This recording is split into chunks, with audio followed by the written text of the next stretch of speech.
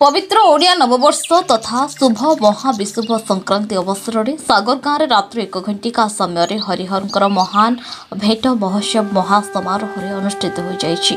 प्रारंभ में देव देव महादेव नीलकंठेश्वर एवं माता पार्वती विजय प्रतिमा विमान में सुसज्जित हो पूजकों द्वारा पूजा अर्चना करा जाय वीरवाद्य बजाई श्रद्धालु भक्त मान गहन में सागर गाँव अभिमुखे आसिथिले। नीलकंठेश्वर पाछुटी नेबापई सेवक कृष्णचंद्र पट्टनायक और श्रद्धालु भक्त मान उपस्थित रही एवं परे सुसज्जित विमान को साही भीतर को नहीं सेवक कृष्णचंद्र पट्टनायक द्वारा सम्मुख में अवस्थान कराई चाचरी भोग अर्पण करा एवं परे श्रीमंदिर महाप्रभु जगन्नाथ अणाई घंट वीरवाद्य हुलहुली और हरिबोल मध्य श्रद्धालु भक्त मान गहन में नीलकंठेश्वर और माता पार्वती विमान चतुर्पार्श्वर 3 थर परिभ्रमण कर महाप्रभु नीलकंठेश्वर एवं महाप्रभु जगन्नाथ परस्पर सम्मुख में भेट कर हरिहर भेट कार्यक्रम समापन कर।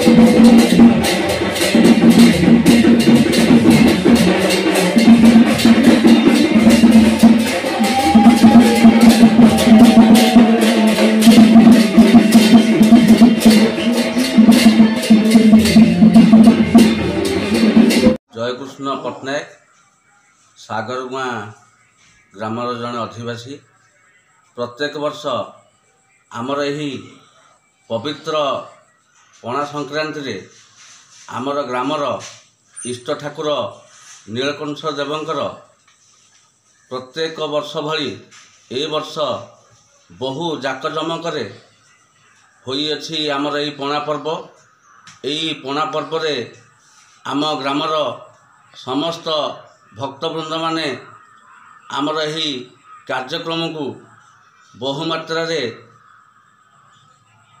प्रेजेंट रही आमर यही कार्यक्रम को आगु को नहीं प्रत्येक वर्ष भली ए वर्ष मध्य समस्त भक्त माने आमर यही महा आनंद रे आडंबर सहित यही पणा संक्रांतिर कार्यक्रम आम ग्रामर श्रीयुक्त कृष्णचंद्र पट्टनायक बासगृह ठारू आरंभ होइछि एवं यही कार्यक्रम रे अनेक भक्त अनेक श्रद्धालु माने आमर यही पवित्र दिन रे श्री श्री नीलकंठेश्वर यही कार्यक्रम एवं उत्सव योगदान करी मु निजक धन्य मत करुच्ची।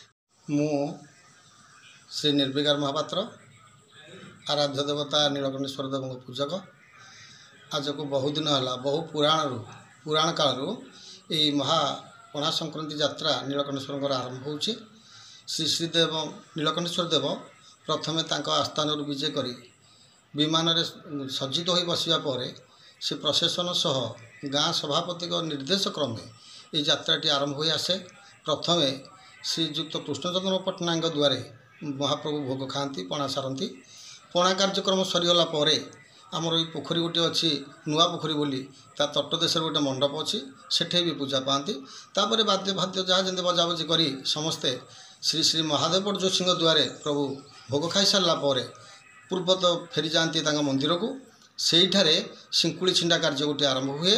दंडुआ पाट भक्ता मेले से कार्य तुटिगला दंडुआ माने पणा सारती जे जहाँ निवास को फेरी जाती। सेवक कृष्णचंद्र पट्टनायक पिता नाम क्षीरोचत पट्टनायक बापा नाम भागवत पट्टनायक सागरगाँव अधिवासी।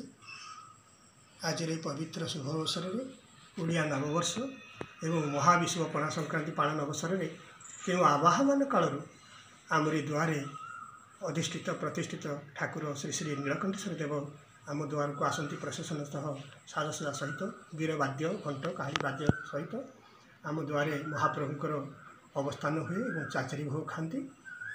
बहु श्रद्धालु भक्त माने उपस्थित था। हरिबोल हुलहड़ी सहित ये श्रीमंदिर प्रभु श्री जगन्नाथ विजय हो महाप्रभुंकर श्री श्री नीलकंठेश्वर देवंकर चतुर्पार्श्व तीन थर परिक्रमण करती। श्री श्री हरि श्री श्री नीलकंठ देव श्रीहरि तांकर भेट हुए हरिहर भेट नाम यह विख्यात।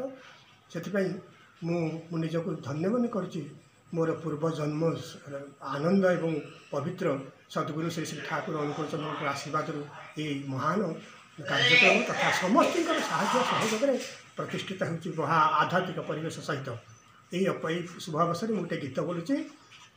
हृदय भरी दिव्य श्रद्धा भक्ति भाव आस सरबे आस आस देखिब महाप्रभु श्री हरिहर भेट दुर्लभ महाप्रभु हरिहरंक भेट उत्सव श्रीहरि जगन्नाथ श्री जगदीश श्रीहर नीलकंठेश्वर महेश श्रीहरि जगन्नाथ श्री जगदीश श्रीहर नीलकंठेश्वर महेश लक्ष्मीकांत श्रीहरि उमाधव स्मरारी लक्ष्मीकांत श्रीहरि उमाधव स्मरारी जय हे विष्णु जय बम भोला देव आस देखिबा हरिहर भेट दुर्लभ आस देखिबा हरिहर भेट दुर्लभ आस हे भाई आस आस भौणी आस आस सरबे आस होई हरस आमे देखिबा हरिहर भेट शेष आमे देखिबा हरिहर भेट अशेष। आपण मानक समस्त को प्रणाम जनाऊँ। मोर बड़ भाग्य एवं पूर्वपुरुष मानकर आशीर्वाद माता पिता गुरु गुरुजन समस्त आशीर्वाद फल ये महान कार्यक्रम हो पारुची। बहु आवाहन काल बहु श्रद्धालु भक्त मानकर गहन में आई कार्यक्रम चली जहाँ हो पुणी आपण मानकर आशीर्वाद भिक्षा करी मोर संक्षेप में वक्तव्य शेष करुच्ची। जय गुरु आनंद आनंद आनंद।